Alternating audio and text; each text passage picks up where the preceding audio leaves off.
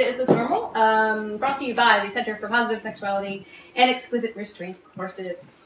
I am your host, Emily, and my co-host, Simone, is out this evening. She got a gig and has to have it done early in the morning, so she's not here, but I'm here. And in a moment, I will bring in our guest. We're going to have Tim Woodman in, because it's his birthday today. And we also have a special birthday guest for Tim that we will bring in. This one was actually an article that Sky gave me for the show. Sky's our Second Life Center director. And she's been on the program before. You've seen her. And it's an article on Indian sex workers using female condoms. And there's actually a YouTube video that they do. But these female sex workers in India were finding that they get paid more if the men aren't asked to wear a condom. This makes sense. But they wanted to still protect themselves. So they started learning how to use female condoms and started to teach the other sex workers how to use female condoms. And actually the female condoms protect more than male condoms because they can come outside of the vagina and can actually cover more area. So they've pretty much decided that they would like to use female condoms. And it says that at first, the female condoms seem very intimidating because they look really huge. And the women think that they can't possibly fit this huge big thing inside their vaginas and that it won't be okay and it's going to be this ridiculous thing. But there are these two women in India now who are sex workers and are working with other sex workers and teaching them how to use female condoms and teaching them about HIV and AIDS and other STIs and things. So I think that's really great. And the article also says that according to Planned Parenthood, female condom is 95% effective at preventing unwanted pregnancy and transmission of STDs. Which is only slightly lower than male condom, which is 98% when it's used properly. The thing is that very often a lot of user error and male condoms aren't used properly. So there. So we'll bring in our first really cool guest for tonight for his birthday, Tim Woodman. So come on in. So it's your birthday? It sure is. My 30s are over as of this morning. Yes. I am now 40-something. You are now 40-something. How is Just that? barely. Yeah. 40-something in a couple hours. 40 in less than a day. Not bad. Woke up to some rockin' morning sex. Well, you gotta enjoy the morning sex. It's the best sex. I don't know if it's the best sex, but it's damn good sex. Healthy, happy. Good. Somebody who loves me very much baked me a chocolate cake. Yeah. Which I'm gonna eat later. We're going to have that later. I have a huge party tomorrow for all my friends. Very cool. So yeah, I'm good. And so with your villainy stuff. This is where she pretends she doesn't want to know what's going on in my life, even though she's there every day. Right, I know all this stuff, but you don't know all this stuff necessarily. So tell people about your villainy things. Villainous business is good. I recently shot a wonderful custom video for one of my favorite customers who picks models that I would have picked anyway. Pays full price so that I can. I don't want candles. Stop it. No candles. What are you looking for over there? Wonderful customer who pays full price for models I would have picked anyway, and then and scripts I would have shot anyway, and then he pays for it all, which is nice. And I got to shoot with Faye Reagan, who'd been on my hit list, my short list of girls that I've been wanting to work with anyway. So it was a good day. Good. And I got to play. It's a real honor for a villain to get to play another villain that you really want to do. And since Andy Appleton already did Darth Vader, or whoever already did Darth Vader, I got the next best thing. I got to be Freddy Krueger. I got to do a Nightmare on Elm Street 10-minute parody with me as Freddy, with the full mask and the hat and the sweater and the glove. I got the glove. It's ordered this off stage because this glove is freaking cool. Holy sweet villain glove. And I got to play Freddy Krueger, and except that I got to do Violation and a lot more sex than he ever got to do in his movies. So it was a winner. Although a little less blood. A little less blood. It wasn't splashing on the ceiling. We didn't use any fake blood, actually. That's true. I only threatened. I never actually damaged. It was all in her head. She was having a dream. She was having a dream. Yeah, the mask was freaky, just saying. Freaky mask. I'm not allowed to keep it in the bedroom. Or in the closet, especially not in the closet. Don't like that mask. It's Freddy, you know. It's scary. But it's an honor for a villain because he was one of the bitchiest villains of all time, in my personal opinion. It goes Darth Vader, the Kurgan from Highlander, and then Freddy Krueger. Really, Dexter's in there, Hannibal Lecter's in there, but really, Freddy. Good. So that was awesome. You've had some reviews lately. I got interviewed by a group, and I believe their website is called extralunchmoney.com. And the guy there wanted to know about my villainous self and stuff that I've done and I'm looking to do. He's kind of forming a dream site of if you really want a video but you can't afford it yourself, you can post the project there and people will all chip in. Anybody who wants to can chip in a certain amount of money. And if you hit that goal, then you produce a project. And if you don't hit the goal, then everybody's money gets returned. So it's like escrow for porn is the idea. It's a nice idea. Yeah, I think it's really cool. I'm going to start posting some ideas there and see if maybe somebody can fund my work. Yeah, that's a great idea. But yeah, the guy wrote me out of the blue and said, hey, I'd love to interview you. And we did a nice video blog interview type thing for him, which was fun. It was a hoot. When it comes out, I'll definitely promote it. Yeah, definitely. And some months ago, you were interviewed by Graham Penante, right? Graham Penante, yes. He's an excellent fellow. We had a phone interview and he wrote all the fun stuff.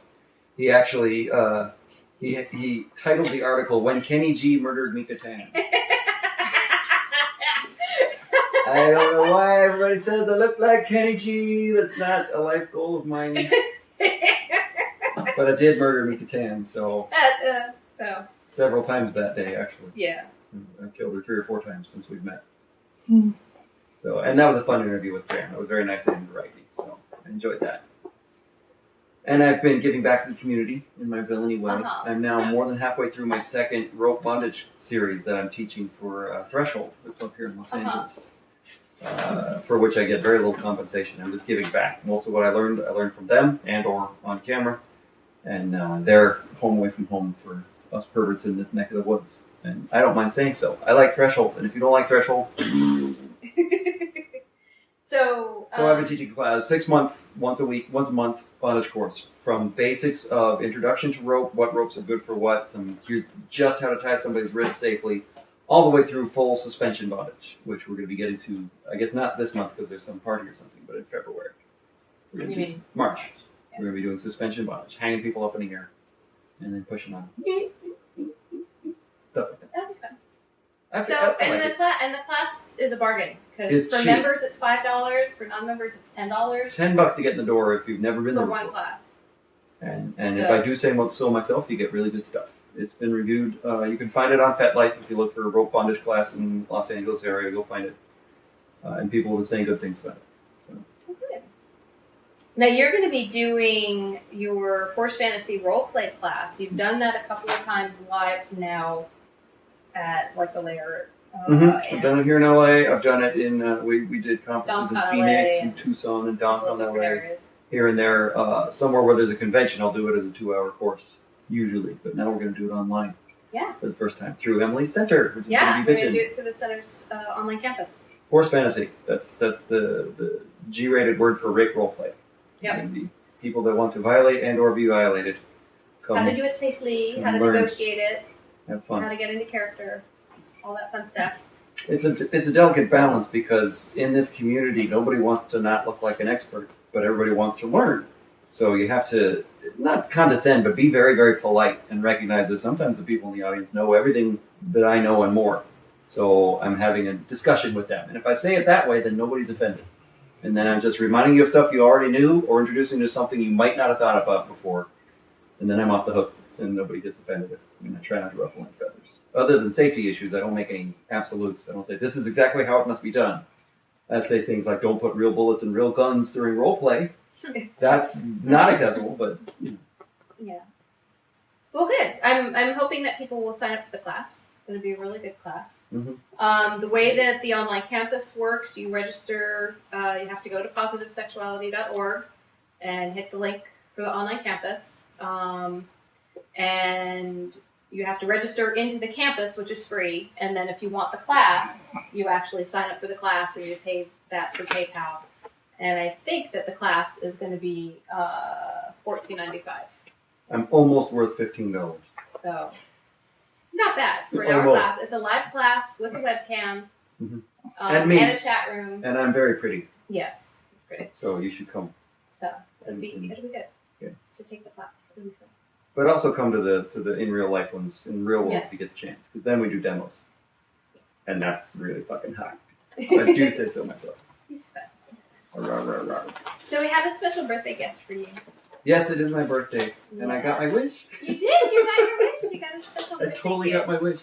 So we're gonna bring in your special birthday. Okay. Okay. This is Mika Tan. If you don't know. And when you're introducing yourself in public or at an event or whatever, how do you refer to yourself? Huh? I've heard you say third generation sex worker. I've heard you say I think third generation whore. Yeah. Yeah. You're a little more classy That than I works. am. Third generation whore, that works too. Women's words. I got my nifty title, Pro Yeah. Villain. Jeez, I don't really know. The chat room says, "Yay, Mika! Hello." Yeah, nobody was here to see me. But Yeah, they we didn't see know you. you. I know, surprise! It's a surprise. It's a surprise. It's a birthday surprise. That's Kenny G on the right. Thank you. I'll be playing saxophone later. But you've been a dancer. You've been a dominatrix. You've worked at the brothel in Nevada. Videos. So just all-purpose sex worker? Or Yeah, how do you- pretty much. That's how you put it? Yeah, it's funny. I mean, I did an interview at the Museum of Sex, and they were trying to categorize me. And I said, really, I think I've worked the broad spectrum. I mean, if somebody wanted an opinion, I mean, we have a lot of strippers that get pissed off when people call them, you know? Yeah. Fetish stars don't like to be Fetish called stars, porn stars. Yeah, like Yeah. porn stars, and like, no, I don't do porn, I do fetish, you know, I do softcore, I don't do porn, you know? Yeah. I love when the porn Really, stars strippers say, get upset because porn stars are whores, you know? I mean, I don't... Or porn stars that get mad because other porn stars escort, like, oh, she's just a hooker now, you know? So, I mean, I've worked You as do a all legal prostitute, so I don't really have... never be ashamed of what you do. Yeah. Hell yeah. Sex I is love it when the fun. mainstream porn stars say, I don't do that fetishy stuff. Like, really? Because you had a guy standing on your face while fucking you in the ass a minute ago in a dirty basement? That's not fetishy? I know, right? But if I tie you up with a clown suit on, that's freaky? Oh my gosh! Oh. No, it is. Not that isn't freaky. Well, it is. That's a different kind of freaky. Clowns are kind of creepy. They are creepy. They are. Everybody knows that. Everybody Yeah. knows that. I'm totally afraid of them, which is why every time I go to Vegas, I was just here this past weekend, I stay at Circus because I'm deathly To afraid get of over them. your fear. Yeah, so I'm just like, yeah, stare at me. I will get past I will get past this. You're so funny. And, So you and were then in you go Vegas home this and watch past it, weekend. and it's all ruined. I know, it's like the killer clown's on his face. I have to wear Depends when I watch that one. It's kind of scary. Oh, little pee came out. You're so Damn funny. it! He came out. That cotton candy gun gets me every time. Oh. You're so goofy. So did you go to ADN this last weekend? I did, but only. How was that? It was good. I wasn't planning on going. Yeah, you like gave somebody a ride last minute or something. Yeah. And I mean, I go, well, okay, I guess I'm going. But there was no rooms available. Yeah. I was trying to get a ticket to the show, and then I finally got a ticket, and I went and like everything, the teleprompter wasn't working. It was a Oh no. I mean, and I was like, I can't believe I went to so much trouble trying to get a ticket. I'm like, I'm just gonna go back into the bar. I'll be outside. Like a lot of people were leaving. I was like, oh, let's go outside. But yeah, no, it was a lot different this year. The last time I went to a show was in 2007. I think that was the last show. When was the last time you guys went? That same year, actually. I 2007? think so. Yeah, when they had the Mandalay Bay / Yeah, it was Mandalay Bay. I mean, it's yeah. San I Francisco. felt it was a big letdown. That I was was like, what am I horrible. doing here? This isn't entertaining for me anyway. Oh, But I got it's for the ejected from the public. show in 2007, so I haven't been. I didn't go back. No, first it was when AVN split from CES. Yeah, for the that first was that time. year. Yeah, that's the year. And it was. And we had booked at CES. We had booked at CES. And then all the porn people and pulled out. nobody's there. Pardon the pun. They all pulled out. I hate And, that happens. And we went there. Where is everybody? We went, and I felt so bad because luckily, like, we hadn't paid for a table or anything. Yeah. We were just going, but we still paid to go. Yeah. You know, And now we're for the registration Techno for the Nerds weekend booth, and all and that there's kind of no stuff. And we went there, and the room that was supposed to have all of the porn stars in it Was it empty? literally was empty except There were for like 2 three booths, yeah. tables with like maybe 6 or 8 women who were pissed As it should be. They're like, because what happened? everybody had left. to go to ADN down the A street. bit of a letdown. And yeah, it was very. Don't Not want that to bad. It's war. We're tested. Yeah, we're We're all tested, We're all so fine. you know, it's all good. The chat room has a request to Tim Woodman to please not mutter and to keep your dirty comments either louder or not at all. Is he doing creepy muttering? Dirty comments louder. Got it. They're not quite getting your dirty I see. comments under. So I It's can't important. compete with Mika's exuberance. I'm sorry. No, it's I'm really just loud. stop muttering, you mutterer. Mutter. Yeah, we have that problem. Is that I we're got both a great bad. story for you. This amazing thing happened. You wouldn't have believed it.